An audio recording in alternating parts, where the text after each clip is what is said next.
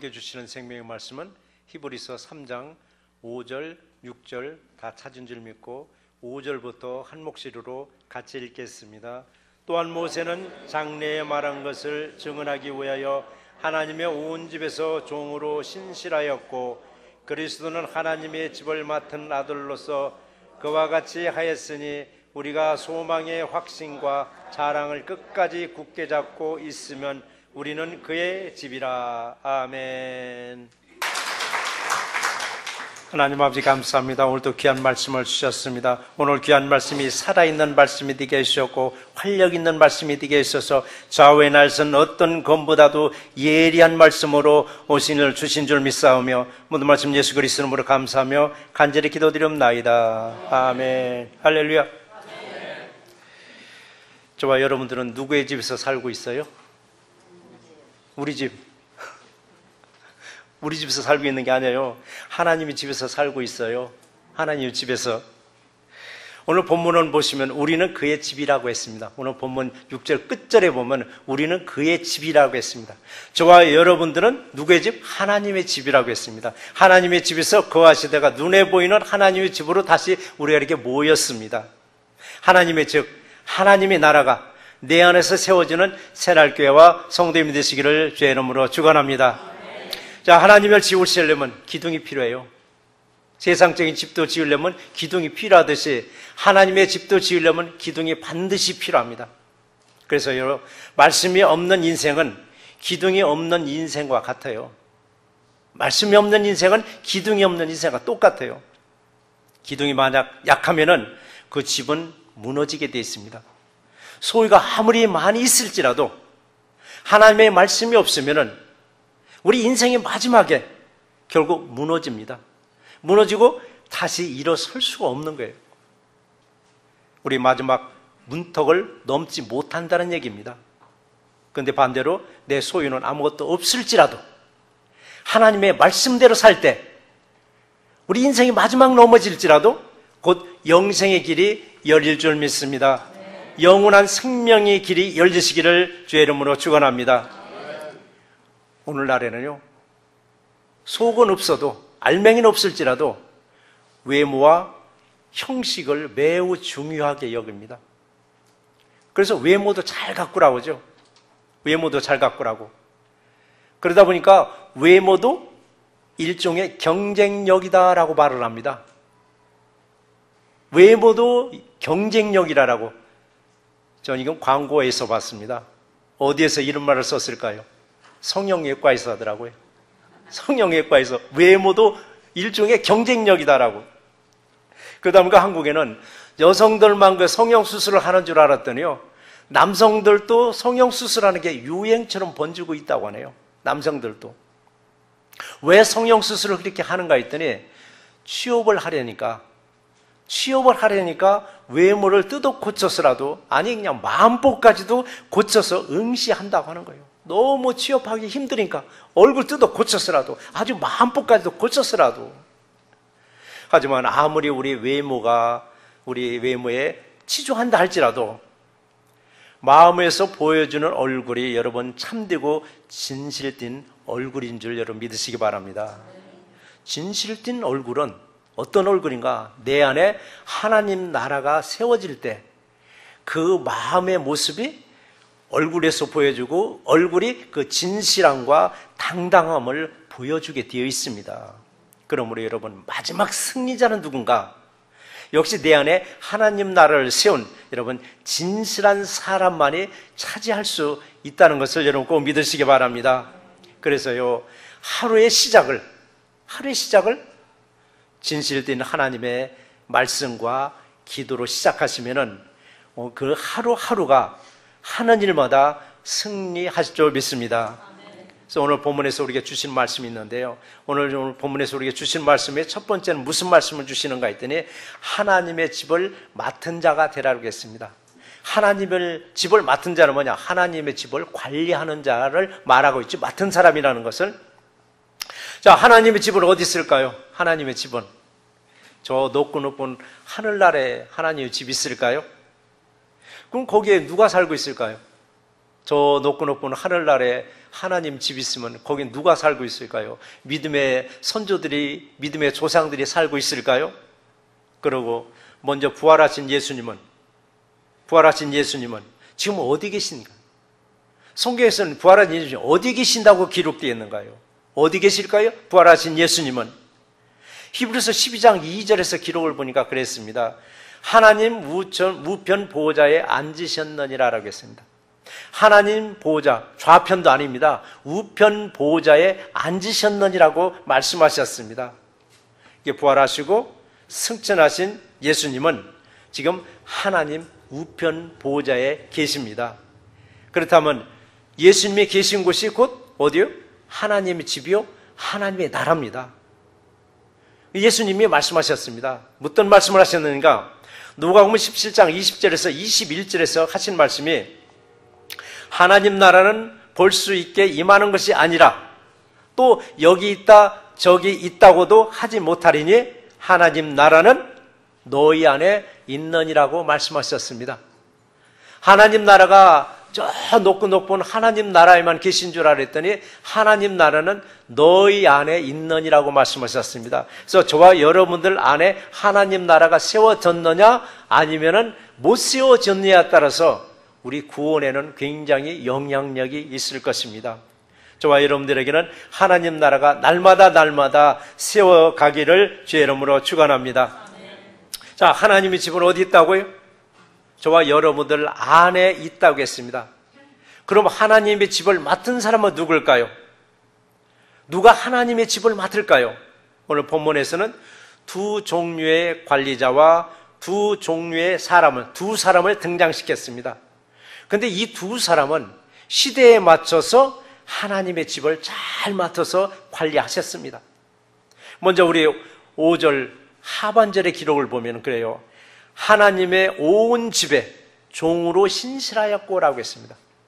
5절 하반절의 기록을 보시면 하나님의 온 집에서 종으로 신실하였다라고 했습니다. 이건 누굴 말하고 있느냐면 지금 모세를 말하고 있잖아요. 하나님은 모세를 하나님의 집에 종으로 세운 이유가 있습니다. 왜 하나님의 집에 종으로 왜 모세를 세웠는가? 세운 이유는 5절 상반절에 해답이 나와 있습니다. 오늘 본문의 5절 상반절에 보면 모세는 장래에 말한 것을 증언하기 위해서라고 했습니다. 모세는 장래에 말한 것을 증언하기 위해서 하나님의 집에서 종으로 신실했다고 했습니다.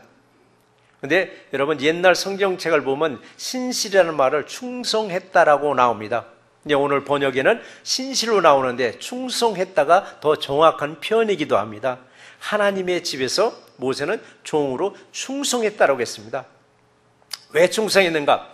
장래에 말한 것을 증언하기 위해서 모세를 종으로 세웠다라고 했습니다. 여기서 장래라는 것은 언제를 얘기하는가 했더니 예수 그리스도를 증언하기 위해서 모세를 종으로 세웠다는 말씀입니다. 그러니까 구약에서는 모세를 통해서 예수 그리스도를 좀 말씀하고 있는 거예요. 우리들도 마찬가지입니다. 모세와 같이냐 아니면 예수 그리스도와 같으냐. 그러니까 모세와 같이 종으로 장차 오실 예수님을 증언하기 위해서 하나님의 집에 종이 될 것인가. 또 하나는 이미 오셨고 다시 오실 예수님을 증언하기 위해서 하나님의 집에 맡을 아들이 될 것인가. 이게 바로 아들의 영을 우리가 받을 것인가 종의 영을 받을 것인가.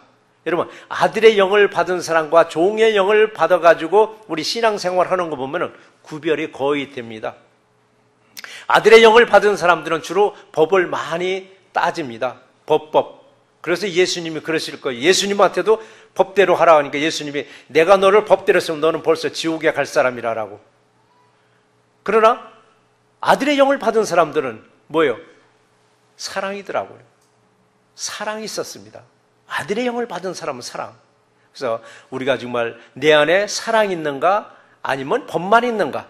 그래서 내 안에 정말 사랑이 있다면 아들의 영을 받은 것이요. 내 안에 사랑은 없고 메말른 채 그냥 법만 가지고 따진다면 이건 역시 나는 아들의 영을 벗어나지 못했구나라고 스스로가 한번 분별해 보시기 바랍니다. 우리 한 사람 한 사람은 하나님의 집을 맡을 종들이 아닙니다. 저와 여러분들은 하나님의 집을 맡을 바로 하나님의 아들임을 여러분 확신하시기 바랍니다. 6절 상반절에서 그랬죠. 그리스도는 하나님의 집을 맡은 아들로서라고 했습니다. 바로 예수님은 하나님의 집을 맡은 아들로서라고 했습니다. 그러니까 예수 그리스도께서 내 안에 여러분 계시면은 우리도 하나님의 아들로서 하나님의 집을 맡고 있습니다. 그래서 나는 아들의 영을 받았는가? 아니면 종의 영을 받았는가? 아들의 영을 간직하고 있다면은 스스로 알아서 무슨 일이든 척척 해 나갑니다. 어디서 일을 하는가? 어디서 이렇게 일을 척척 해 나가는가? 눈에 보이는 하나님의 집이 있습니다. 눈에 보이는 하나님의 집과 눈에 보이지 않는 하나님의 집이 있는데, 눈에 보이지 않는 하나님의 집은 저와 여러분들 마음 안에 세워져 있고, 눈에 보이는 하나님의 집은 바로 이 눈에 보이는 건물 성전을 좀 말하고 있습니다. 바로 즉 교회에서 아들의 영을 받은 사람은 아버지의 마음을 너무 잘 아는 거예요. 아버지의 마음은 하나님의 마음을 너무 잘 알아서 시키기 전에 알아서 이것저것 척척 해 나갑니다. 이것저것 하다 보니까 걸림돌도 있습니다. 그 걸림돌이 있을지라도 그것을 불평하지 아니하고 그럴 수도 있지라고 대범하게 넘어갈 줄 알아요. 넘어갈 줄 알아요. 그리고 아들의 영을 받았으면 다시 오실 재림의 예수님을 기다리는 거예요. 다시 오실 예수님을 기다리는 믿음을 가진 사람이 바로 아들의 영입니다.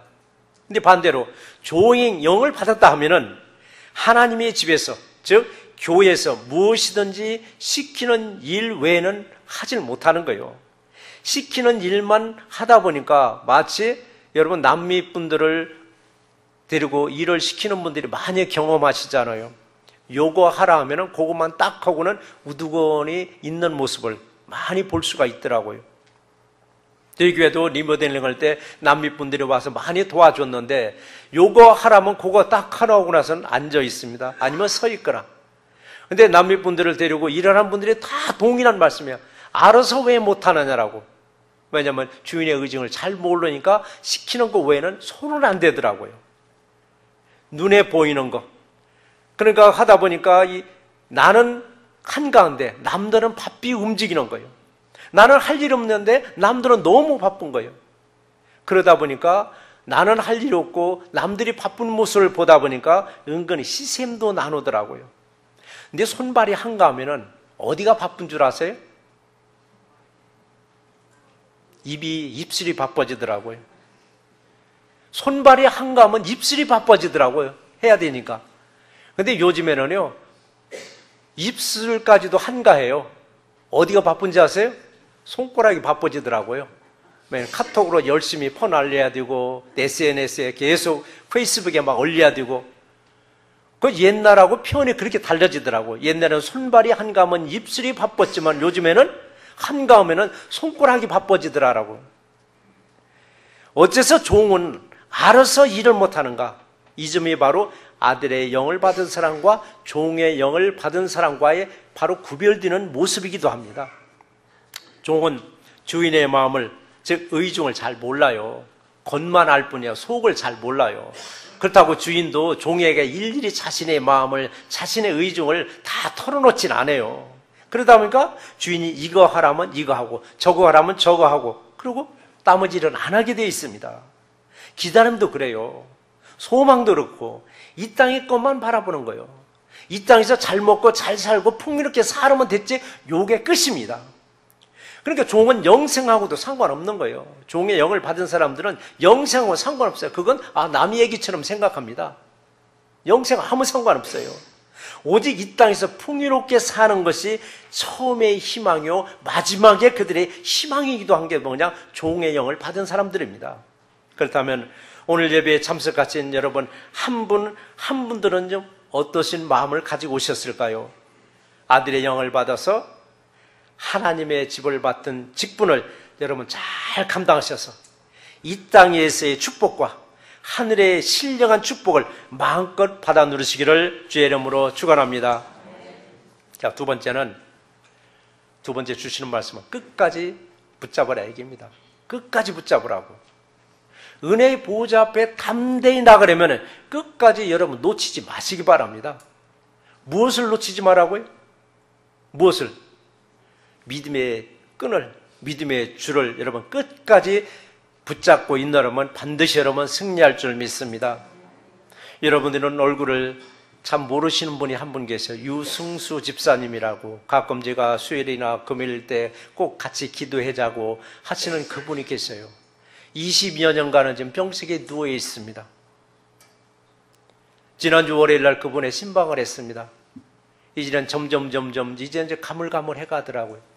근데 그분의 손에는 무엇을 쥐고 있었을까요? 꽉 쥐고 있는 게 하나 있더라고요. 십자가를 꽉 쥐고 있더라고요. 여러분, 세상과 그렇게 꽉 쥐지 마시고 세상과 그렇게 꽉 쥘 힘이 있으면 십자가를 한번 그렇게 꽉 한번 쥐어보세요. 능치 못할 일이 여러분들에게 일어날 줄 믿습니다. 그분은 십자가를 그렇게 꽉 쥐고 그냥 이제 시간을 기다리고 계시더라고요. 그분을 보면서 우리의 마지막은 바로 십자가인데, 마지막 붙잡고 우리가 매달릴 건 바로 십자가인데, 우리 십자가를 너무 우리는 잘 팽개칠 때가 있더라고요. 남이 십자가처럼 얘기입니다. 내 십자가는 여러분 내가 지고 가야 되고, 내 십자가는 내가 꽉 지고 가시기 바랍니다. 마지막에 우리 그 또 다른 문턱을 여러분 손쉽게 넘어갈 줄 믿습니다. 끝까지 굳게 잡으라고 했습니다. 히브리서 3장 14절의 기록을 보면 그래요. 우리가 시작할 때 확신한 것을 끝까지 견고히 잡고 있으면 그리스도와 함께 참여한 자가 되리라라고 말씀하셨습니다. 무엇이든지 여러분 끝까지 가봐야 결과를 얻을 수 있습니다. 끝까지 가봐야 결과를 얻을 수 있습니다. 이것도 조금 하다가 포기하고 저것도 조금 하다가 포기하고, 그러니까 시작은 처음에는 너무 좋았는데 끝은 언제나 실패하는 거예요. 왜? 끝까지 가지 못하기 때문에. 한번 주님의 손에 여러분 잡혔습니다. 여러분 이러나 저러나 주님의 손에 한번 여러분 잡혔습니다. 잡힌 여러분들 끝까지 주님의 손을 뿌리치지 마시고 붙잡고 있노라면 마지막에 하나님의 나팔 소리와 함께 여러분 승리할 줄 믿습니다. 그래서 오늘 본문에서는 종의 직분과 아들의 직분으로 여러분 구별하셨고, 또 모세와 예수님을 등장해 주셨습니다. 성경에서 말이죠, 언제든지 짝으로 연결되어 있는데 그 짝을 보시면요 전혀 상반된 사람들을 짝으로 만들어 주셨습니다. 비교할 수 있도록. 우리 믿음에서는 비교하지 말라고 그러는데 성경에서는 창세기부터 계속 비교급으로 나가고 있습니다. 아브라함과 롯을 비교했습니다. 두 사람을 기록해 놓고 네가 아브라함의 길을 갈 것이냐, 네가 롯의 길을 갈 것이냐. 이삭과 이스마엘의 두 사람의 행적을 기록해 놓고 네가 이삭의 길을 갈 것이냐, 네가 이스마엘의 길을 갈 것이냐. 야곱과 에서의 두 사람의 행적을 기록해 놓고 네가 야곱의 길을 갈 것이냐, 아니면 너는 에서의 길을 갈 것이냐. 끊임없이 짝으로 연결을 해 놓았습니다. 오늘 본문에서도 모세와 예수님을 등장했습니다. 모세와 예수를. 먼저 우리를 모세를 보시자고요. 하나님의 집에서 종으로 충성했다고 했습니다. 모세가 얼마나 충성된 종이었었던지 민수기 12장 7절에서 기록을 보면 그래요.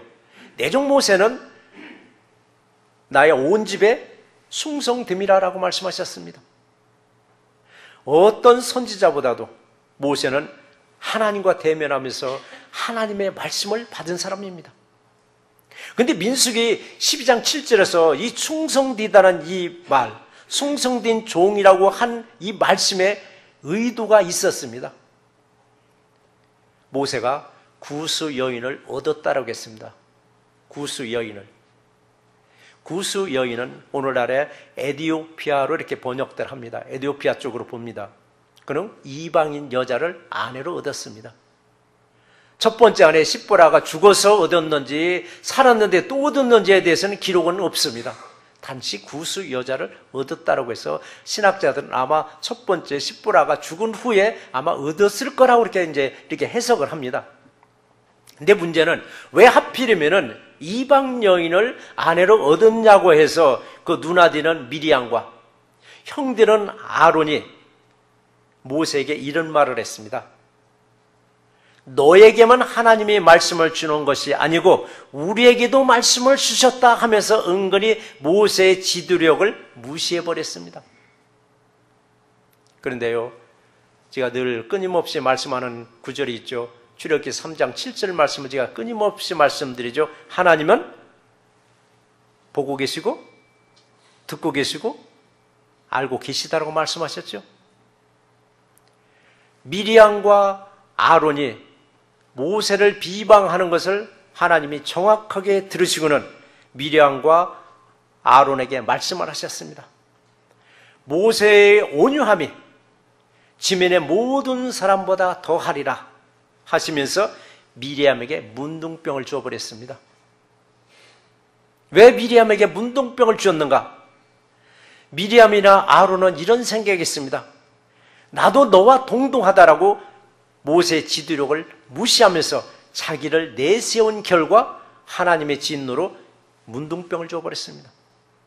그때 당시 문둥병은 가장 저주스러운 병이 있었습니다. 왕이라도 문둥병에 걸리면 성 밖으로 쫓겨나갑니다. 하물며 미리암 결국 성 밖에서 치료받았습니다. 그것도 누구의 기도로 치료받은 줄 아세요? 모세의 기도로 밖에 나가서 결국 치료받았습니다. 그래요. 우리는 현실의 환경에 여러분 만족하면서 살아만 갈 것이 아니라 더 큰 미래를 내다보는 안목이 필요한 것이었습니다. 모세와 아론과 그리고 미리암, 이들이 현실에서 안주하다 보니까 미리암이나 아론이 대적할 수 있었던 것이었습니다. 그래서 우린 지도자에게는 현실의 어떤 만족보다는 몇 년 후를 내다볼 수 있는 안목이 항상 필요하다는 얘기입니다. 그리고 이스라엘 민족의 지도자였던 모세에게 얼마나 많은 사람들이 대적을 했느냐고 수없이 대적자가 있었습니다. 이들이 대적할 때마다 모세가 직접 나서서 해결하기보다는 언제나 하나님이 정리해 주셨습니다. 하나님이 늘 정리해 주셨습니다. 본인이 나서서 모세가 나서서 해결하려고 했더라면 모세에게는 온 지면의 온유함이라고 아마 평가 못 받았을 거예요. 왜? 해결하려다 보면 혈기가 충만해지잖아요. 그런데 모세는 자신이 나선 게 아니라 하나님이 언제든지 하나하나 해결해 주시니까 혈기를 낼 일이 없었습니다. 그래서 여러분 모세는 이 땅에 어떤 사람보다도 온유했다라고 하나님부터 칭찬받을 수 있었습니다. 그래서 말인데요, 여러분, 마음그릇이 적으면은 보이는 세계도 아주 좁게 보이게 되어 있습니다.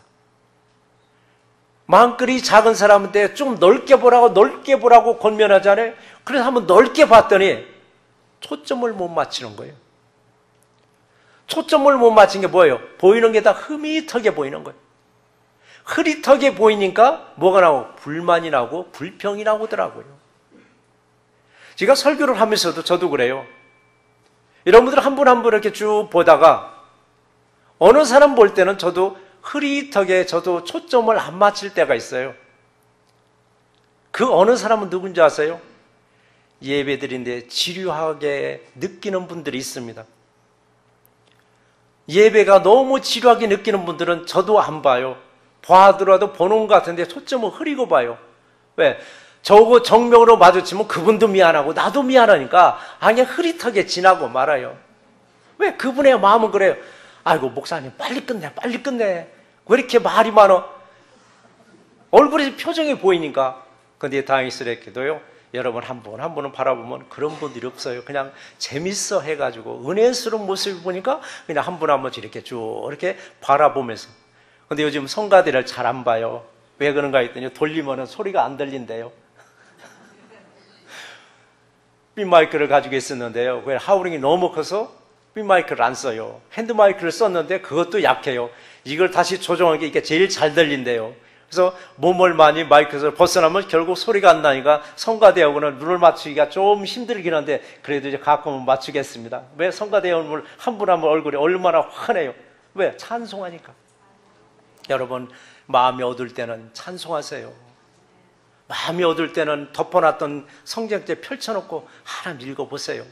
마음이 개운하니 하나님 빛으로 같이 채워주십니다. 그렇기 때문에 우리는 뭐를 볼지라도 조금 넓은 마음으로 바라보시기 바랍니다. 그래서 마음그릇이 크면은 보이는 세계도 여러분 넓게 보이더라고요. 넓게 봤는데도 초점이 맞춰지니까 선명한 거예요, 여러분. 초점이 선명하면은요, 보이는 세계만 보이는 게 아니에요. 보이지 않는 세계도 보이더라고요. 여러분, 보이지 않는 세계는 어디예요? 천국이더라고요. 우리 천국 갔다 온 분은 한 번도 안 계세요. 안 계신데도 우리의 마음의 믿음은 뭐냐? 거기서 살다 온 것 이상으로 확신하고 있는 거예요. 여러분, 그게 믿음이에요. 근데 천국도 안 가봤는데 기록만 가지고 나 못 믿어? 가봐야 알지. 그러면 구원에 확신이 없다는 얘기예요. 여러분, 구원에 확신이 있는 사람은 이미 나는 거기서 살다 온 사람 같아요. 여러분, 타주에서 살다 온 사람, 타주 내가 살던 사람, 고향 사람 만나면 얼마나 반갑고 좋으냐고요. 그 얘기로 서로 주고받고 하잖아요. 거기 너무 좋았다, 너무 좋았다. 근데 천국 간 사람들이 왜 다시 안 돌아오는지 아세요? 너무 좋으니까. 너무 좋으니까 올 일이 없는 거예요. 근데 더러 지옥 갔다 온 사람들이 있더라고요. 죽으면서 깨어난 사람들을 보니까. 여러분, 마음을 좀 넓게 해서 세상을 바라볼 때 초점이 맞춰주고 또 보이지 않는 세계까지 바라볼 수 있는 여러분 눈이 열리시기를 주의 이름으로 축원합니다. 그래서 우리는 언제든지 그래요.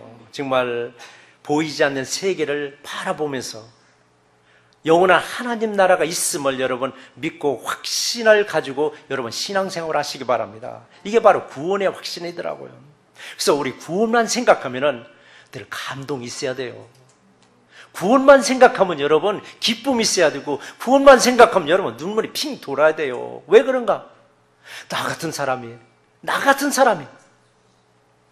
여러분 나 같은 사람입니다. 그래서 천국에 가면 세 가지를 놀랜다고 하잖아요.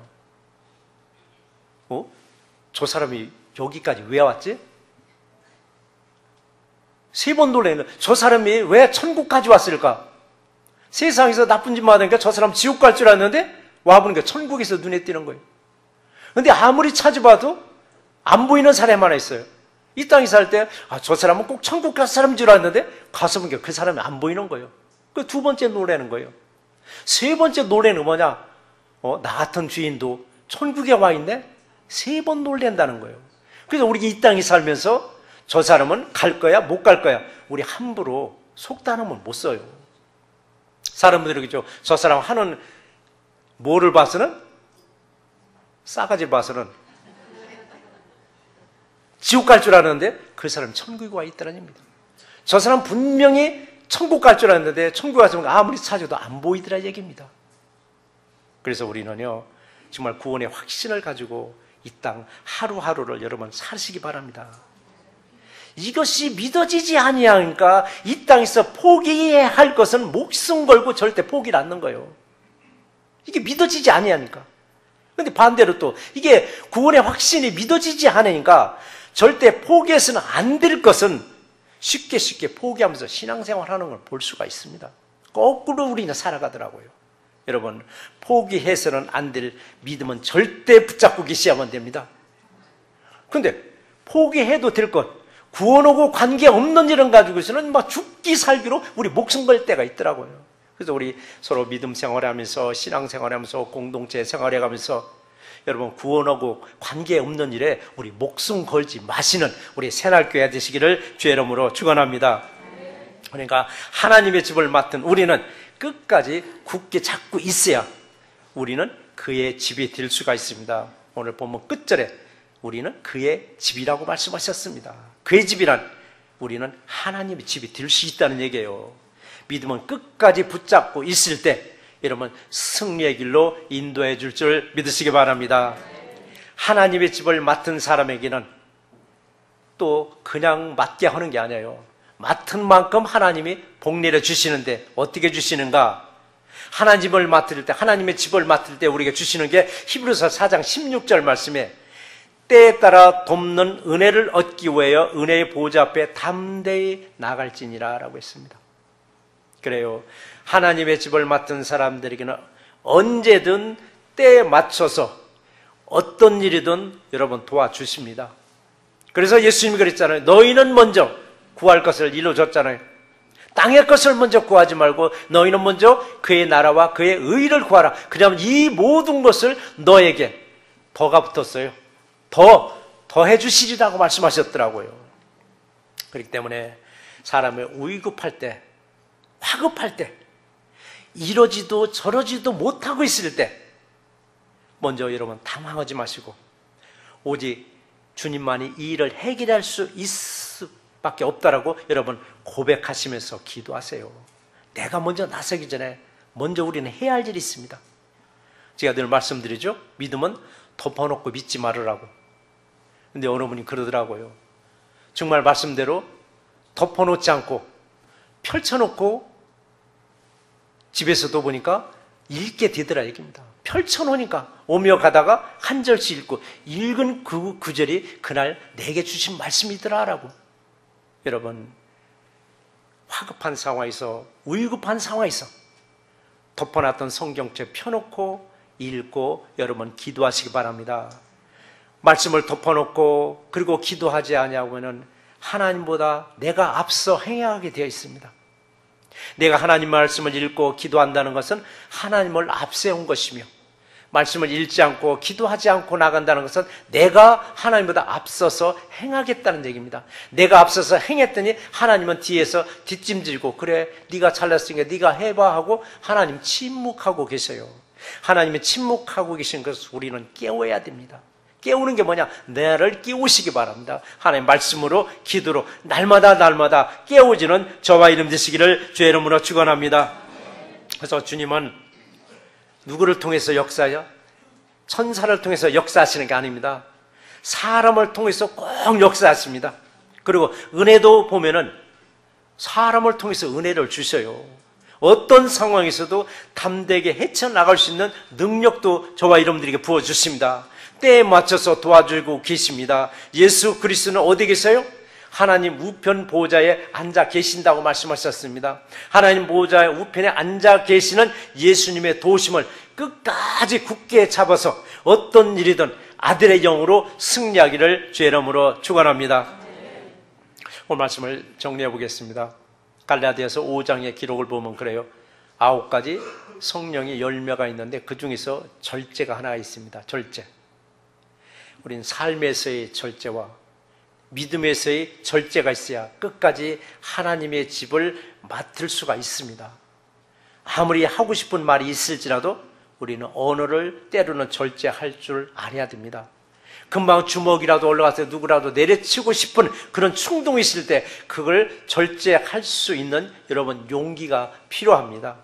자기 감정을 잘 컨트롤할 수 있는 것이 곧 뭐냐 여러분 용기이기도 합니다. 그래서 절제는 여러분 용기이기도 해요. 여러분 베드로서 1장에 보면 믿음의 7단계가 나와요.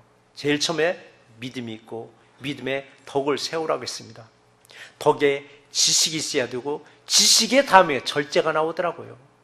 지식의 절제 인내가 나오고 인내하면 경건이라고 경건이 형제 우애가 나오고 형제 우애 사랑을 공급하라고 했는데 지식의 절제가 딱 나오더라고요. 지식은 뭐냐? 아는 거예요.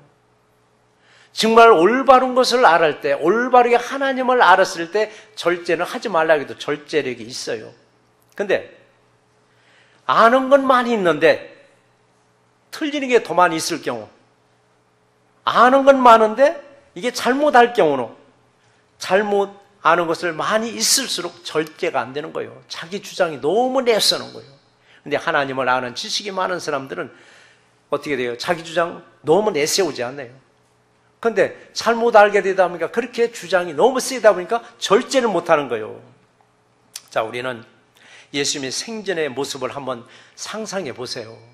예수님이 살아생전에 어떤 모습에서 어떻게 절제를 하셨는가.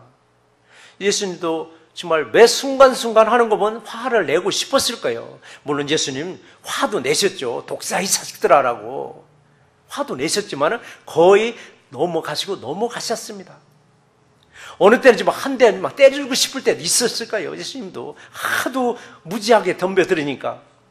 때로는 배신감을 겪기도 했고, 때로는 자신을 모욕하는 사람들, 때로는 창으로 자신을 찌르는 사람들, 두 손과 두 발에 못질하는 사람들, 채찍으로 때리는 사람들, 침받는 사람들. 예수님은 그런 사람들에게 어떻게 반응했는가를 한번 우리는 상상해 보시고 연상해 보시기 바랍니다. 어떻게 그들에게 반응을 하셨는가? 예수님의 마지막 반응을 한번 보시기 바랍니다. 이런 사람조차, 자신을 죽이고 있는 이런 사람조차 용서하라 하시면서 결국 자신이 십자가에서 죽으셨습니다. 예수님이 끝까지 주어진 그 사명을 잘 감당하시고 하나님 보호자 우편에 앉으신 것처럼 우리들도 어떤 상황에서도 하나님의 집을 맡은 사람으로 끝까지 충성하시는 새날개와 성도 여러분 되시기를 주의 이름으로 축원합니다. 하나님 아버지 감사합니다. 오늘도 귀한 말씀을 주셨습니다. 귀한 말씀 바로 하나님의 집을 맡을 사람이 되라고 해주셨고, 바로 우리가 바로 하나님의 집이라고 말씀하셨습니다. 날마다 내 안에 하나님 나라를 세워주시옵소서. 어제까지야 오늘까지 잘 세우고 내려온 우리 하나님 나라를 세우지 않는 것이 아니라 날마다 우리에게 새 나라를 주셔서 새롭게 하나님 나라를 내 안에 세워주셔서 어떤 일이 있을지라도 정말 끝까지 인내하면서 끝까지 내가 아버지는 믿음의 줄을 놓치지 않냐고 하나님의 영광 가려지지 않는 귀하고 복된 삶을 우리에게 축복 내려 주시옵소서. 귀한 말씀 예수 그리스도 이름으로 감사하며 축복하며 간절히 기도드리옵나이다. 아멘.